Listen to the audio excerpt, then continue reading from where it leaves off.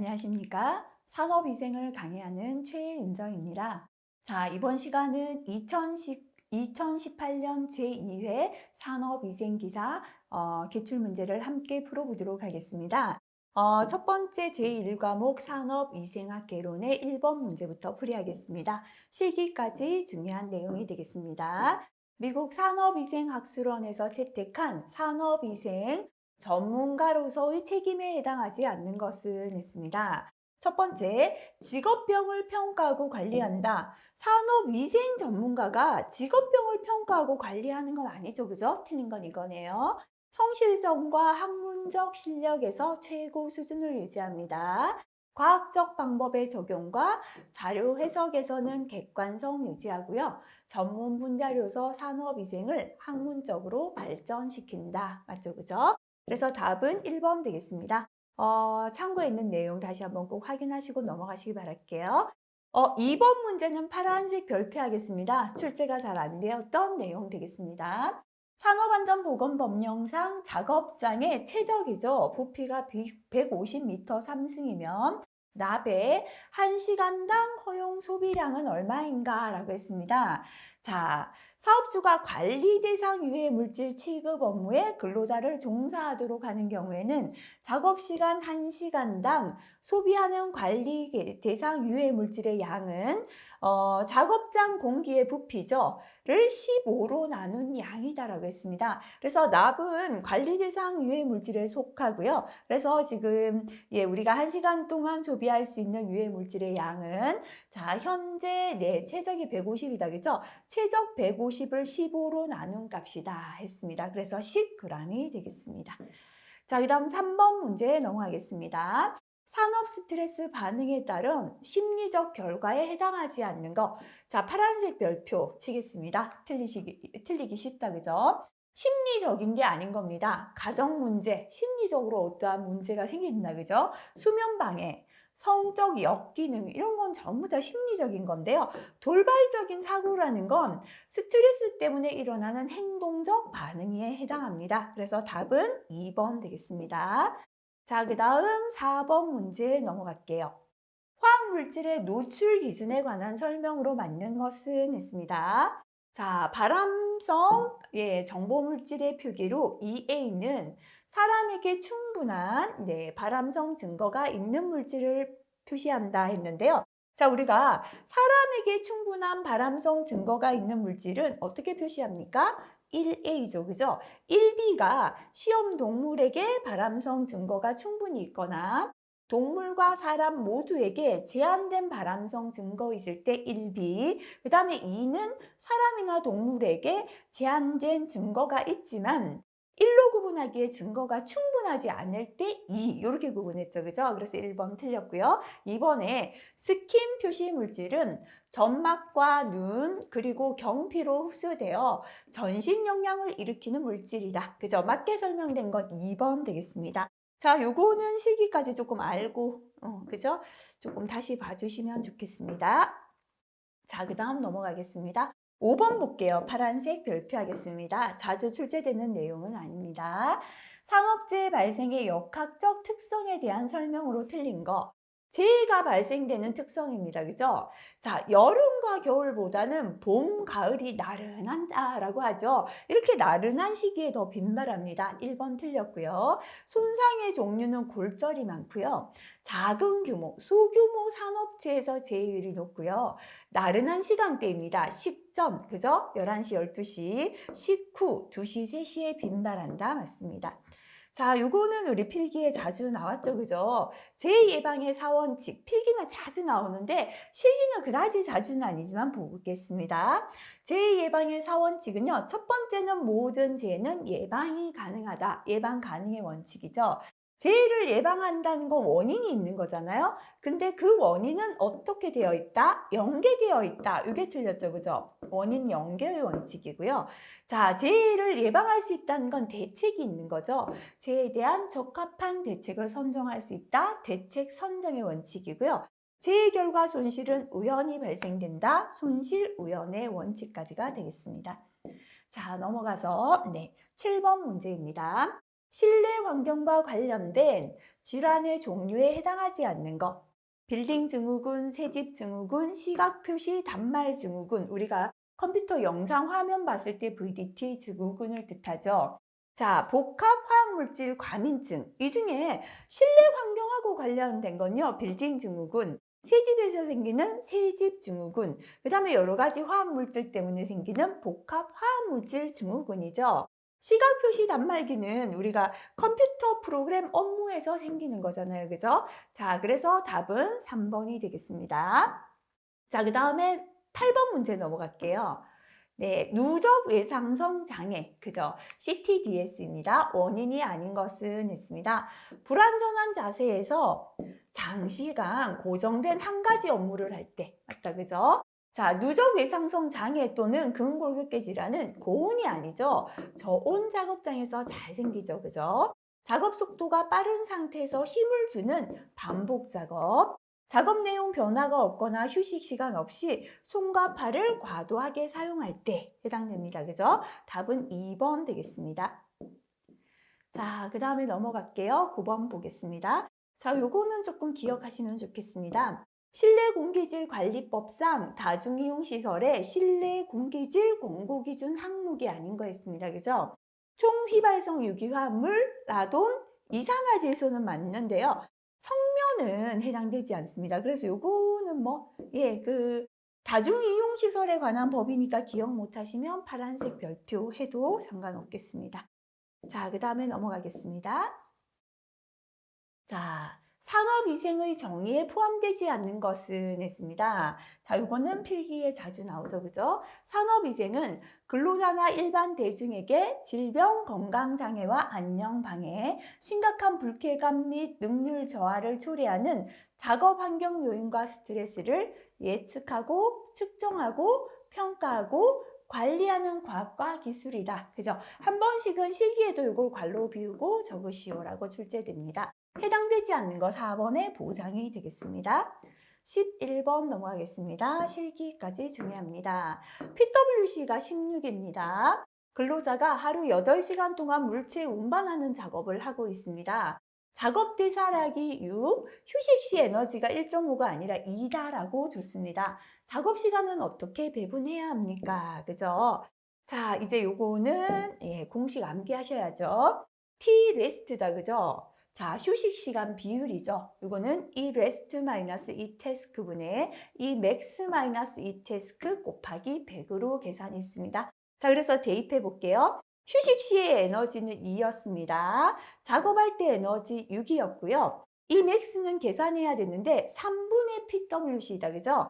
PWC가 16이다 라고 했기 때문에 5.33이 되겠습니다. 그래서 5.33 마이너스 이 태스크 6이죠, 그죠? 곱하기 100을 하면 휴식 시간 비율이 16.75%입니다. 자, 그럼 휴식 시간은요, 요건 비율이니까 1시간 60분에서 16.75%를 휴식하라는 거죠. 퍼센트 떼면 0.1675입니다. 그죠? 계산하면 10분 정도 휴식하는 거네요. 그러면 작업 시간은 나머지잖아요. 60분에서 쉬는 10분을 빼고 나니까 대략 50분이 작업 시간이 되겠습니다. 그죠? 그래서 10분 휴식하고 50분 작업한다. 답은 2번 되겠습니다. 자, 12번 또한 그죠? 자주 출제가 되죠. 전신 피로 정도를 평가합니다. 작업 직후 심박수를 측정하는데요. 작업 종료 후 30에서 60, 60에서 90, 150에서 180소 사이의 평균 맥박수를 주었는데요. 전신 피로 상태로 판단되는 경우는 했습니다. 자, 그럼 우리 다시 기억할게요. HR 30에서 60이 얼마? 110을 초과하고 HR 60에서 90하고 150에서 180의 차이가 10 미만인 경우 전신 피로다라고 평가할 수 있다. 그죠? 자, 그래서 맞는 거 골라보시면 되겠죠? 30과 60이 110을 초과, 150과 180, 60과 90의 차가 10 미만. 답은 1번 되겠습니다. 자, 그 다음에 13번 넘어가겠습니다. 매년 이거는 모르신다면 파란색 별표 기억하시기 바라고요. 화학물질과 물리적 인자에 대한 노출 기준 및 생물학적 노출 지수를 발간해서 노출 기준 제정에 있어서 국제적으로 선구적인 역할을 담당하는 기관은이라고 했습니다. 자, 노출 기준 앞에서 우리가 TWA다 했잖아요. 이런 노출 기준은 전부 미국 정부 산업위생 전문가 협의회 ACGIH에서 발간하고 제정하고 있습니다. 자, 그래서 답은 4번이 답이 되겠습니다. 자, 그 다음 넘어가겠습니다. 14번 문제입니다. 필기에 자주 나왔죠, 그죠? 알레르기성 접촉 피부염을 진단하는 시험은 첩보 시험이었죠. 자, 그 다음에 15번 넘어가겠습니다. 직업병의 예방 대책 중에서 일반적인 작업 환경 관리 원칙이 아닌 것은 있습니다. 자, 우리가 작업 환경을 개선하는 공학적인 대책 또는 관리 원칙, 크게 세 가지, 그죠? 첫 번째 대치 또는 대책, 격리, 환기, 이렇게 세 가지였습니다. 자, 그럼 해당되지 않는 거 4번이 답이 되겠습니다. 실기까지도 간혹 출제가 되니까 암기하시면 좋겠습니다. 자, 그 다음 16번 넘어가겠습니다. 필기용 문제죠, 그죠? 모르신다면 파란색 별표 앞에서 나오긴 했습니다. 신체 생활 기능을 조절하는 영양소고 작용면에서 조절소로 할 수 있습니다, 그죠? 이렇게 생활의 기능을 조절하는 조절소는요, 비타민, 무기질, 물, 그죠? 칼로리를 내지는 않고 조절하는 역할만을 하고 있죠. 답은 1번 되겠습니다. 자, 17번 문제입니다. 자, 어렵더라도 실기까지 아시면 좋다, 그죠? 산업안전보건법령상 물질안전보건자료 MSDS 작성에 포함되어야 할 항목이 아닌 것은, 그죠? 그냥 생각해봐도요, 이 물질은 이렇게 유해하다, 위험하다, 당연히 들어있어야죠. 이런 거랑은 안전적인데 이런 물질과 반응한다, 안전성, 반응성 들어갑니다, 그죠? 노출을 방지해야 되고 어떤 보호구 착용하라. 노출 방지 및 개인 보호구 들어가죠. 사용 빈도, 타당성 이런 건 필요 없다, 그죠? 해당되지 않는 거 3번 되겠습니다. 자, 그 다음 넘어가겠습니다. 18번 문제가 되겠습니다. 앉아서 운전하는 작업을 하는 사람들의 주의사항에 대한 설명으로 틀린 것은 파란색 별표할게요. 큰 트럭에서 내릴 때는 뛰어내려서 안 된다. 맞다, 그죠? 차나 트랙터를 타고 내릴 때 몸을 회전해서는 안 된다. 허리 다칠 수 있으니까요. 운전대를 잡고 있을 때는 최대한 앞으로 기울인다. 좋지 못하죠. 항상 허리는 바르게, 그죠? 허리를 펴서 요추부 곡선을 유지하는 게 좋습니다. 방석과 수건을 말아서 허리에 받쳐서 최대한 척추가 자연 곡선을 유지하는 거 좋죠, 그죠? 틀린 거는 3번이 답이 되겠습니다. 자, 19번 실기까지 중요합니다. 체중이 60kg인 사람이 하루 8시간 작업 시에 안전 흡수량이 1입니다. 그죠? 미리그램 퍼 킬로그램인 물질의 체내 흡수를 안전 흡수량 이하로 유지하려면 공기 중에 농도를 얼마로 해야 하는가라고 물었습니다. 자, 폐환기율 1.25, 체내 잔류율은 1.0이다라고 주어졌죠. 자, 일단 첫 번째는 공식 암기려 그랬죠. 체내 흡수량 미리그램은 CTVR이다 라고 했습니다. 그죠? 자, 그래서 이 미리그램이 CTVR인데요. 지금 계산하라는 건 농도죠. 농도는 뭡니까? C가 농도예요. 그죠? C를 구해야 합니다. 그래서 요거를 C는이라고 하면 곱해졌는 건 넘어가면 반대로 밑으로 가야죠. 그래서 TVR분의 위에 미리그램이 가면 되겠다. 그죠? 자, 그래서 T는 작업시간 8시간이고요. V는 폐환기율 1.25, R은 1.0이죠. 자, 그 다음에 미리그램이 필요한데요. 현재는 뭐라고 했냐면 1mg 퍼 킬로그램이다 했어요. 1mg 퍼 킬로그램은 요거죠. 1mg 퍼 킬로그램인데요. 우리는 지금 미리그램만 있어야 되니까 킬로그램을 없애야 돼요. 그죠? 곱하기 킬로그램을 해줘야 이게 약분되어 없어집니다. 그럼 킬로그램이 주어진 건 체중이잖아요. 60을 곱해주는 거예요. 그죠? 그래서 결국 남는 건 얼마입니까? 60mg만 남게 되겠죠. 그래서 62mg 자리에 60이 올라가는 거죠. 계산하기 정리하게 되면 6이 답이 되겠습니다. 자, 실기까지 중요하니까 암기하시고 계산해 보시기 바랍니다. 자, 20번 문제 역시나 실기까지 중요합니다. 산업안전보건법령상 보건관리자 자격에 해당하지 않는 사람 했습니다. 의료법에 따른 의사, 의료법에 따른 간호사, 국가기술자격법에 따른 산업안전이 아니라 위생기사 또는 위생산업기사 이상의 자격이다. 그죠? 산업안전기사는 안전관리사가 되겠죠. 산업안전보건법에 따른 산업보건지도사 가능하겠습니다. 자, 그 다음 두 번째 과목 넘어가겠습니다. 21번 문제입니다. 자, 다음 중 원자 흑광 광도계입니다. 대안 설명과 가장 거리가 먼 것은 했습니다. 파란색 별표하겠습니다. 증기 발생 방식은 증기 발생 방식 기화법이라고 합니다. 유기용제 분석에 유리하다. 틀렸습니다.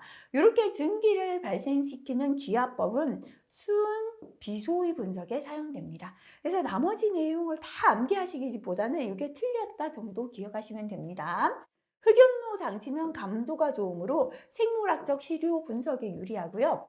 원자화 방법은 불꽃, 비불꽃, 증기 발생 방식이 있습니다. 광원, 원자화 장치, 단색화 장치, 검출기, 기록계로 구성된다. 그죠? 자, 틀린 거 1번이 답이 되겠습니다. 자, 그 다음에 이거는 실기까지도 중요합니다.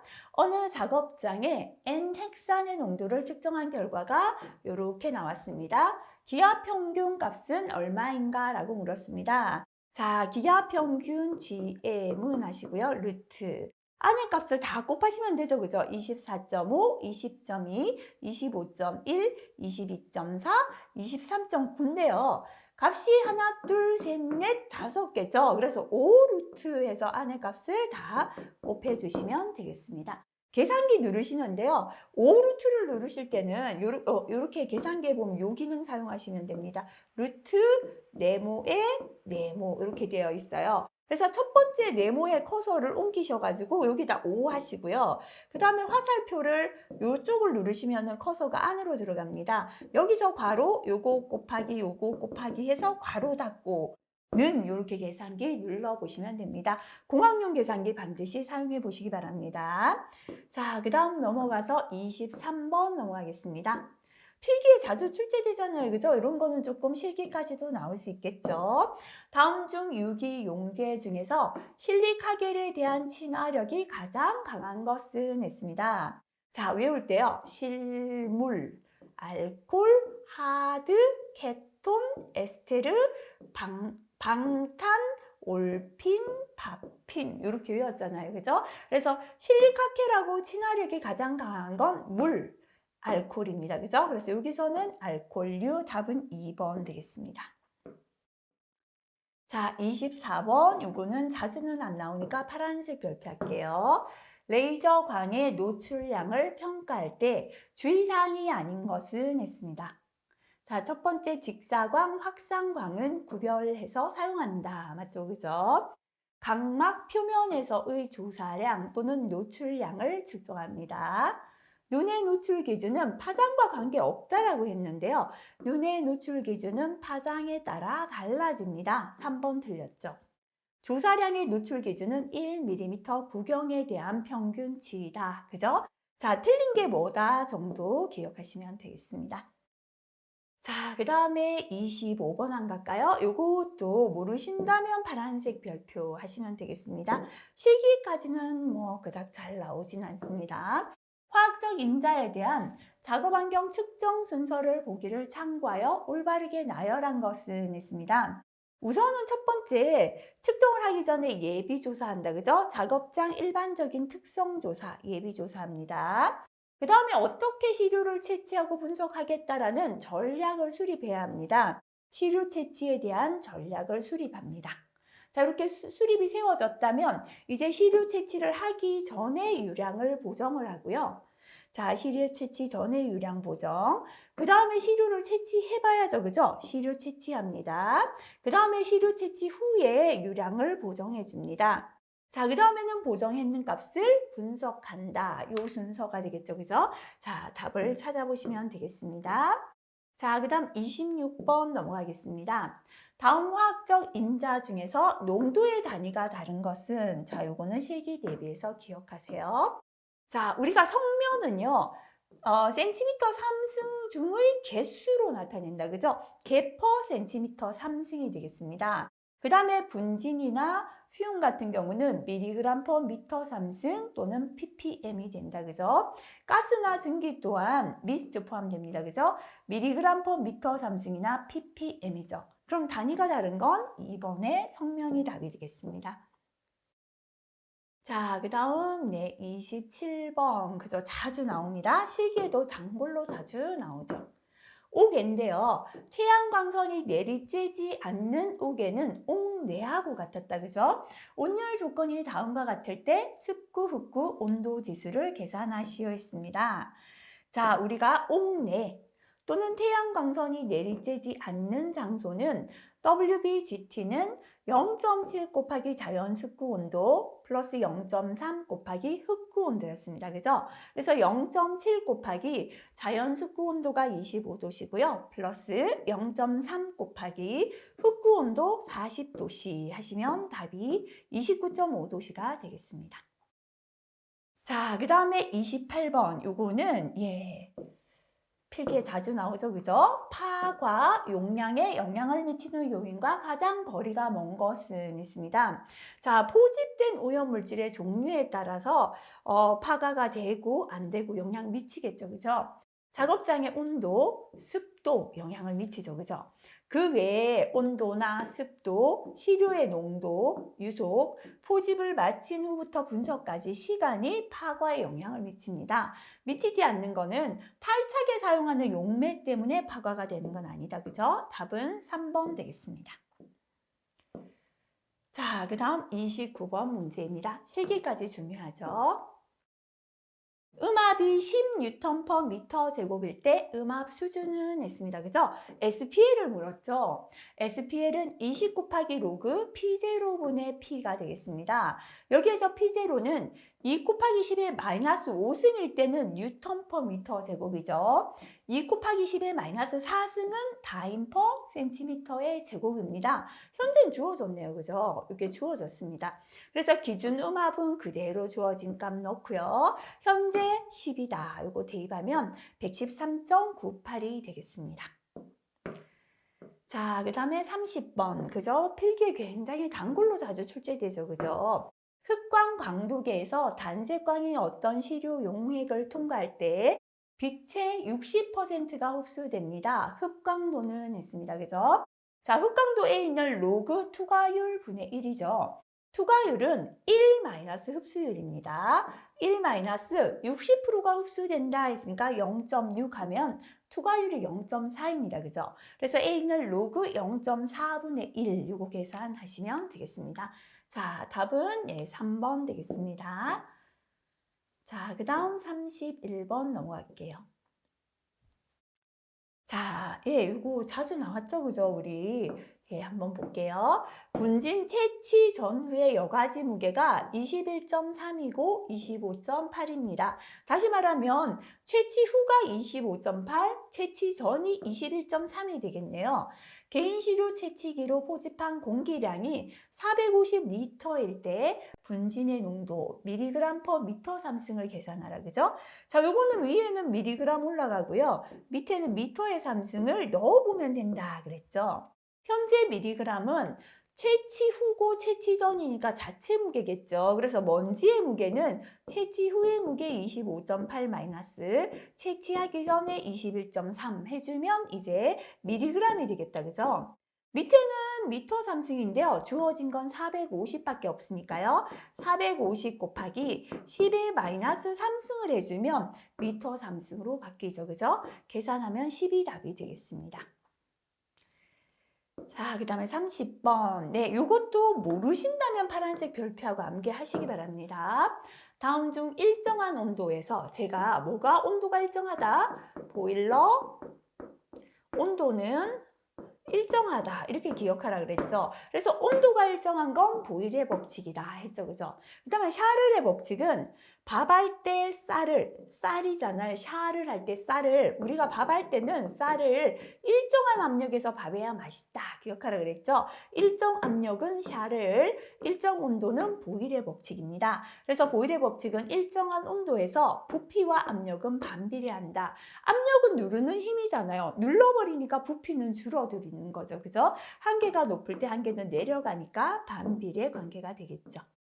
자, 그 다음에 33번 문제입니다. 자, 이것도 필기에 자주 나오죠. 다음 중 유도 결합 플라즈마 원자 발광 분석기의 특징과 가장 거리가 먼 것은 했습니다. 자, 분광학적인 방해 영향이 전혀 없다. 틀렸죠, 그죠? 분광학적 방해 영향이 있다라고 했고요. 검량선의 직선성 범위가 넓고 동시에 여러 성분을 분석할 수 있습니다. 아르곤 가스를 소비하기 때문에 유지 비용이 많이 든다라고 했죠. 그죠? 자, 그 다음 34번 넘어가겠습니다. 자, 다음 2차 표준기구 중에서 실험실에서 사용하는 것은, 자, 기억 못하시면 파란색 별표하시고 기억하세요. 자, 요 중에서 실험실에 쓰는 건 습식 테스트 미터가 되겠습니다. 그래서 습식은 실험실용이다. 이렇게 머리에 넣으시면 좋겠습니다. 자, 그 다음에 35번 넘어가겠습니다. 자, 작업 환경 측정에 관한 고시는 실기까지 중요합니다. 소음 수준의 측정 방법에 관한 설명으로 옳지 않은 것은 했습니다. 소음계의 첨감 보정 회로는 A 특성으로 합니다. 연소금을 측정할 때 소음계 지시 침해 동작은 빠른 게 아니죠. 그죠? 느린 상태로 해야죠. 이게 틀렸고요. 측정 위치는 지역 시료 채취 방법의 경우에 소음 측정기를 측정 대상이 되는 근로자의 주 작업 행동 범위의 작업 근로자 귀높이에 설치하죠. 측정 시간은 1일 작업 시간 동안 6시간 이상을 연속해서 측정하거나 작업 시간을 1시간 간격으로 나누어서 6회 이상을 측정합니다. 그죠? 자, 나머지 내용들 다시 한번 읽으시면서 머리에 넣으시기 바랍니다. 자, 36번 볼게요. 모르신다면 파란색 별표하시기 바라겠습니다. 직독식 기구는 현장에서 직접 우리가 분석해서 값을 읽을 수 있는 기구가 되겠습니다. 설명과 가장 거리가 먼 것은 현장에서 직접 값을 읽을 수 있으니까요. 측정과 작동이 간편하겠죠. 인력과 분석비를 절감할 수 있는 거 맞습니다. 두 번째, 연속적인 시료 채취 전략이다 했는데요. 현장에서 직접 하니까 간단하지 이렇게 연속적으로 계속은 할 수가 없죠. 그죠? 자, 직독식 기구는 현장에서 시료를 분석할 수 있는 휴대용 가스 크로마토그래피와 적외선 분광 광도계 등이 있는데요. 완전한 시료 채취 방법은 아닙니다. 이렇게 연속적이지 못하고 작업 시간 동안 완전한 시료 채취에는 쓸 수 없다. 그죠? 2번 틀렸고. 현장에서 실제 작업 시간이나 어떤 순간 유해인자의 수준과 변화를 쉽게 알 수 있고요. 현장에서 즉각적인 자료가 요구될 때 현장에서 즉시 할 수 있는 거죠. 그죠? 민감성, 특이성이 있는 경우 매우 유용하게 사용될 수 있습니다. 답은 2번 되겠습니다. 자, 요거는 필기에 자주 나왔습니다. 산업위생 통계에 적용되는 용어 정의에 대한 내용으로 옳지 않은 것은 했습니다. 상대 오차는 근사값 마이너스 창값분의 근사값 마이너스 창값이다. 그죠? 우발 오차란 측정 기기나 분석 기기의 미비다 했는데요. 자, 우발 오차는 한 가지 실험을 반복할 때 측정 값의 변동으로 발생하는 오차죠. 그래서 틀린 건 2번 되겠습니다. 유효 숫자란 측정이나 분석 값의 정밀도를 표시하는 데 필요한 숫자이고요. 조합 평균이란 상이한 반응을 보이는 집단의 중심 경향을 파악하고자 할 때 유용하게 이용될 수 있겠습니다. 자, 38번으로 넘어가겠습니다. 자, 파란색 별표하겠습니다. 잘 출제가 안 되었습니다. 자, 카타 온도계로 불감 기류를 측정하는 방법에 대한 설명으로 틀린 것은 했습니다. 카타 온도계 구부를 50에서 60도씨의 온수에 넣어서 구부의 알코올을 팽창시켜서 관의 상부 능금까지 올라가게 합니다. 온도계를 온수에서 꺼내어서 구부를 완전히 닦고 스탠드에 고정을 시키고요.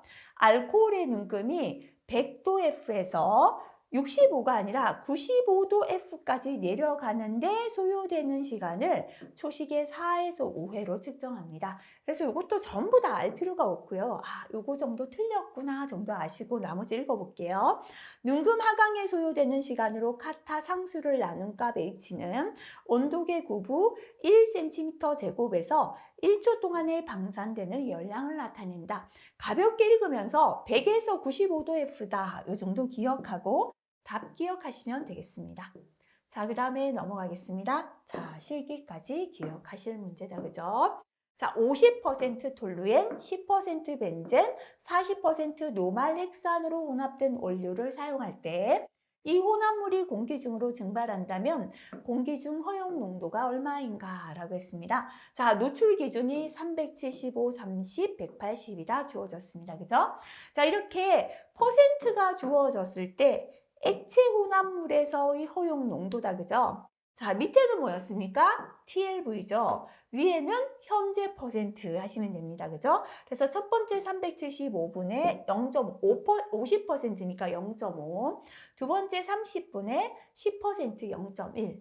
180분의 40% 0.4. 분의 1 하시면 되죠. 그죠? 계산하시면 145.16이 나오겠습니다. 자, 필기에 자주 나옵니다. 어느 작업장에서 소음의 음압 수준을 측정한 결과가 자, 이렇게 나왔습니다. 중앙값을 냈습니다. 자, 측정값을 크기 순서대로 나열하면요. 89, 88, 87, 86, 85, 84 두 번 있죠. 그죠? 이것도 그대로 나열하시고 83, 82, 81 측정값이 하나, 둘, 셋, 넷, 다섯, 여섯, 일곱, 여덟, 아홉, 10개입니다. 그죠? 이렇게 측정값이 8개가 아니라 10개가 되네요. 이럴 때 짝수계일 때는 하나, 둘, 셋, 넷, 다섯 번째. 하나, 둘, 셋, 넷, 다섯 번째. 중앙이 2개죠. 이 2개의 평균이 중앙값이 되겠습니다. 그래서 2분의 85 플러스 84를 하면 84.5가 바로 중앙치가 되겠습니다. 자, 이번 시간은 여기까지 풀이하겠습니다. 41번부터는 다음 시간에 풀이하겠습니다. 수고하셨습니다.